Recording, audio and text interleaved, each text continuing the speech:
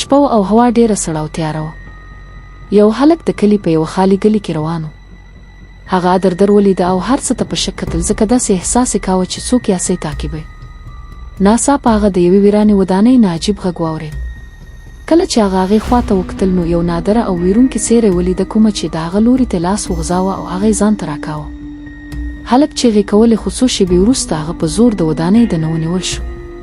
وروسته بل هلک هم ورته تجربه وکړه. هغه هم په شپه کې د هغه ودانۍ خواته لاړ او ششکه یې ونیوه او دننه یې بوت. هېڅوک یې ونه لید. څو ورځې وروسته ماشومان د کلي په کوڅو کې کرکټ لوبه کول او توپ د ودانۍ دننه لاړ. یو ماشوم دننه ولوېد او ششکه هغه پورته کړ او بهر یې راوړ، ډېر ویره شوی.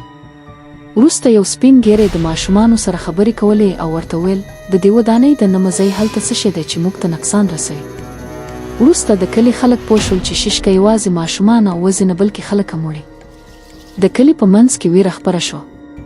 خو د کلي یو ځوان هلک حمزه ډېر زړور و. هغه پرېکړه وکړه چې د دې ودانۍ ستونزه به حل کړي. هغه د ماښام په رڼا کې ودانۍ ته روان شو. کله چې دننه لاړ، هغه عجیب غږونه واورېدل او ناڅاپه د ششکې څېره یې ولیده. حمزه ډېر ویره شو او بېرته د کلي خواته منډه کړه.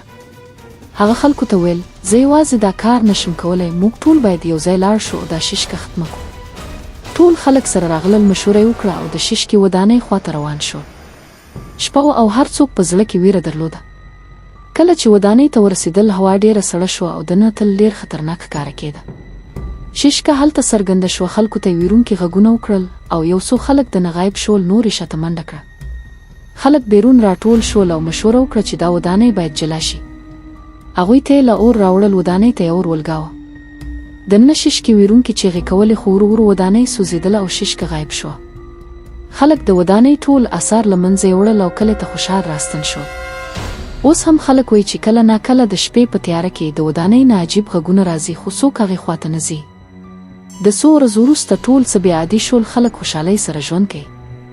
دا کیسه دلته پای ته رسېږي. که تاسو ته کیسه خوښه شوه نو حتما لایک او کمنټ وکړئ. الله حافظ.